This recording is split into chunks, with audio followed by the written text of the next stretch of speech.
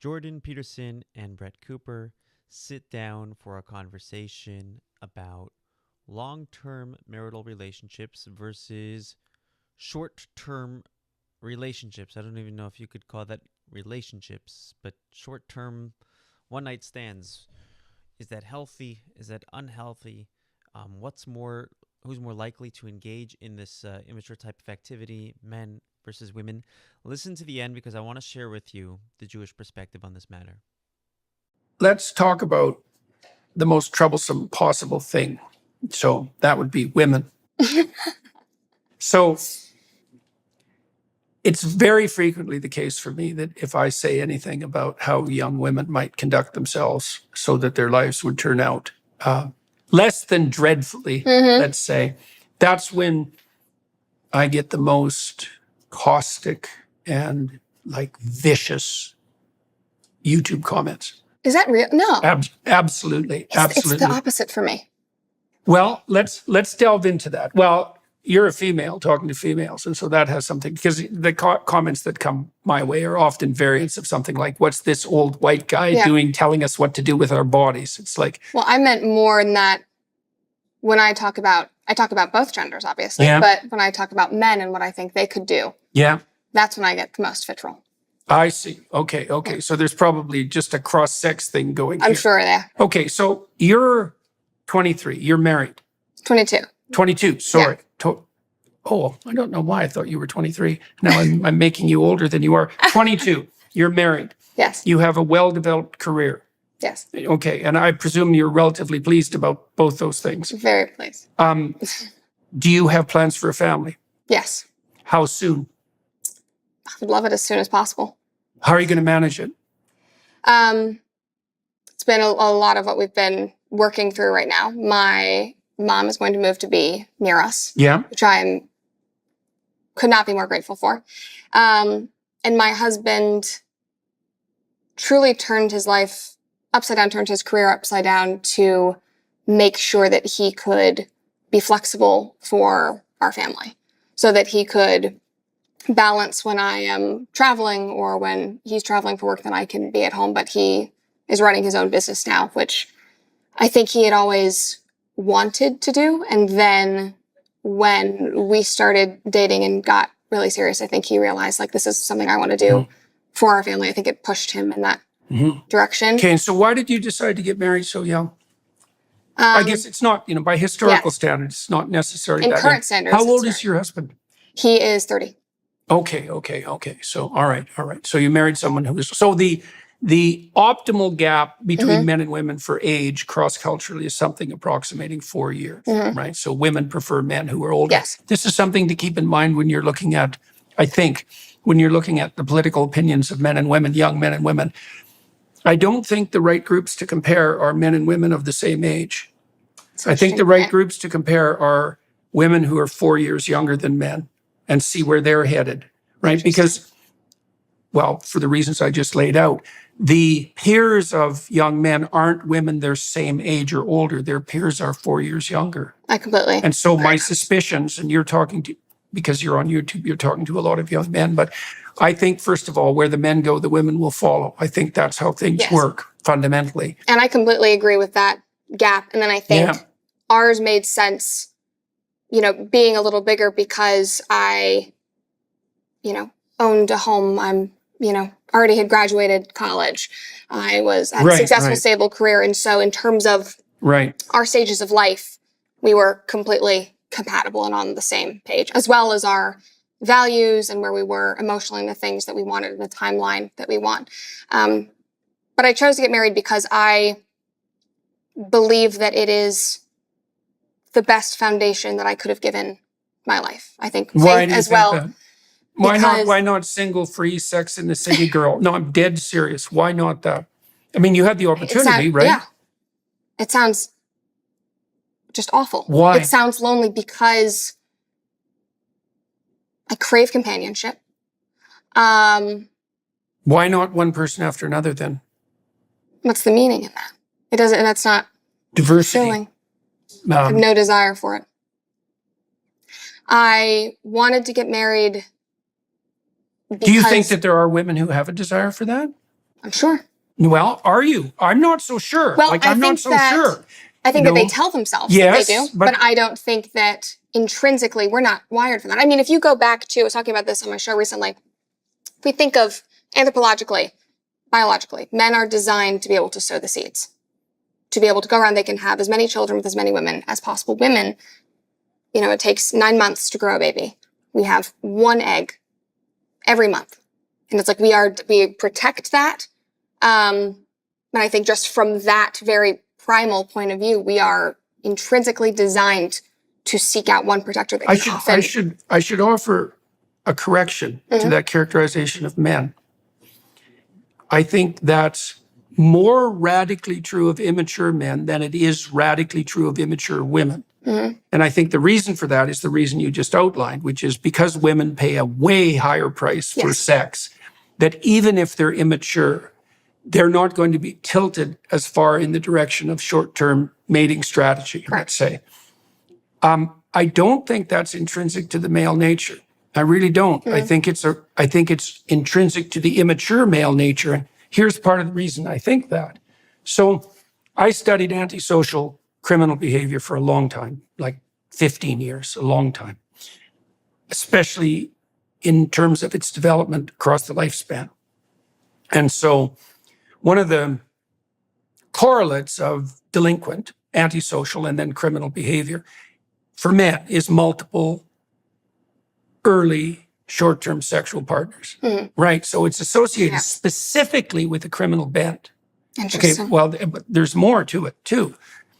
So imagine that there are some men who are tilted more towards long-term relationships and stable responsibility, let's say, that goes along with that. And there are some men who are tilted more towards love them and leave them, short-term, excitement, oat sowing, hedonism. Okay. Well, we know the personality characteristics.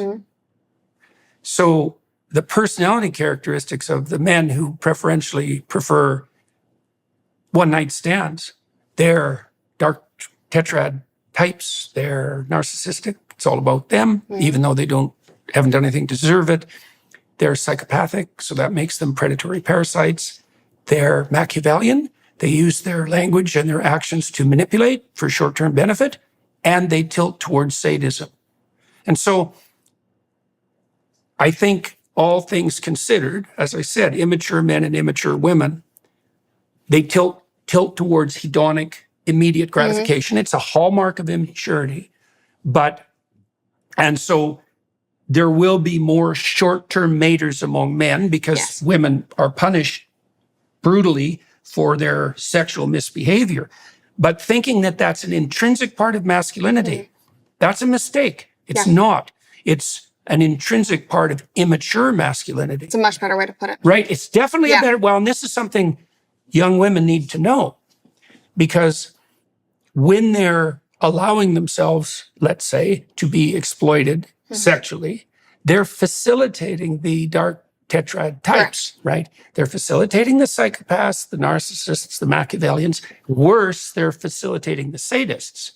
And so why not have a short-term relationship with a man who's interested in short-term relationships? The answer is, well, is that the sort of person that you want to be associated with? No.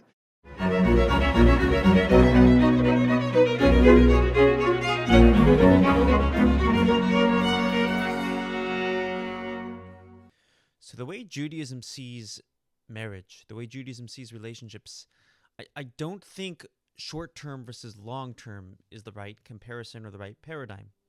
Because the goal of marriage in Judaism isn't that it should be long-term. We wish each other a binyan ad, an everlasting edifice, an everlasting structure. But it's not long-term. It's forever. It's not that you should want to be married to this one person for a long time. It's be married to this one person forever. One person forever. And the reason why that is because marriage in the paradigm of Judaism isn't just, I like this person, let me commit to him or her. That's dating, and that's important.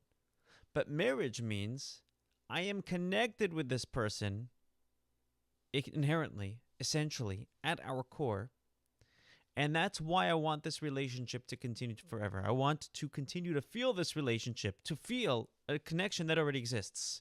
In other words, when you get married, there's like this fundamental shift that happens, because when you're dating, it's I like this person for these reasons. And if I find things I don't like, I'm not going to continue dating. Or if I no longer like these, or I realize I actually don't like these qualities, we're not going to continue dating. But marriage means we're inherently connected with our souls. I may have chosen you for reasons, but I've married you because you're actually my soul mate. And because of that, we're going to be connected forever. But the connection has to be built. Well, why would you build a connection if it's there already? Because you want to experience the connection. The connection is there inherently in your soul, but you want to feel it in your heart. So you got to build it. In one of the blessings we say in the Sheva Brachos, in the marital blessings, the ritual blessings, we say, Asher bara sason v'simcha. God is the creator of joy and gladness. And the commentaries on the Siddur, the Abu Naram explains that joy and gladness is something God had created, and that's what keeps marriage going, creating the happiness. The connection is already there, but the happiness, the experience of the connection has to be created. And because marriage is about experiencing a pre-existent connection, there really is no such thing as investing in a short-term or long-term relationship, because you're trying to connect with your soulmate. I want to share with you a paradigm in the Torah, to a relational paradigm in the Torah to really drive this home. The Jewish people are being chased out of Egypt by the Egyptians. The Egyptians want them back into slavery. And Rashi comments that the Egyptians were belev echad k'ish echad. They were with one heart like one person. You fast forward to the next Torah portion, when the Jewish people have finally fully escaped Egypt, crossed the Red Sea, and now they're camping at Mount Sinai. And Rashi comments on the Jewish people saying, K'ish echad belev echad. They were like one person with one heart. When it came to the Egyptians, Rashi describes them as one heart like one person. When it came to the Jewish people, Rashi describes them as one person with one heart. And this is two paradigms of relationships. There's the Egyptian paradigm of relationship, the slavery paradigm of relationship, the limited paradigm of relationship that doesn't last. Egypt did not last. The Egyptians did not last. Slavery doesn't last. The constricted, narrow vision of Egypt, the word Mitzrayim, Hebrew for Egypt, comes from the word Metzar, which is like a narrow space. That narrow vision of relationships is identifying an emotional connection and saying we're one because of this connection. There's a reason for our connection. This is the reason for our connection. And this is what we base our oneness off of. And that doesn't last. The Jewish paradigm of connection, and again, the Jewish people have lasted from generation to generation, and we continue to last, we continue to connect, we continue to thrive, because the Jewish paradigm of relationships is we are inherently one, and therefore we'll try to forge an emotional connection. The emotional connection isn't just a response to love, but love is actually a response to inherent connection. And that's why when couples are going through a difficult time, there's always hope. Because even amidst the fighting, even amidst the darkest and most difficult of moments, there's still an inherent connection that's there. To the point that they can still almost dislike each other and hate each other at that moment. That negative version of themselves. But they're still married. They're still one. They're still united. And that's why there's always hope to repair the relationship.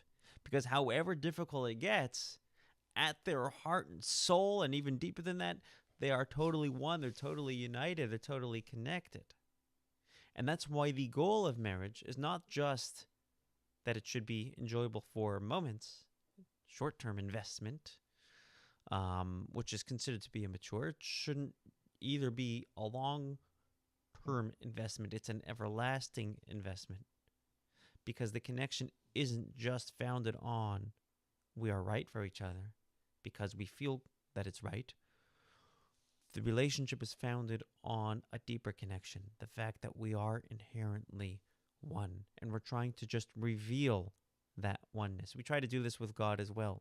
We say Hashem Echad, God is one with the world, and we try to reveal that oneness by being sensitive to what God wants and allowing His oneness, His will and desire to express itself in every part of our life. And we do the same in our marriages, and this makes marriage last.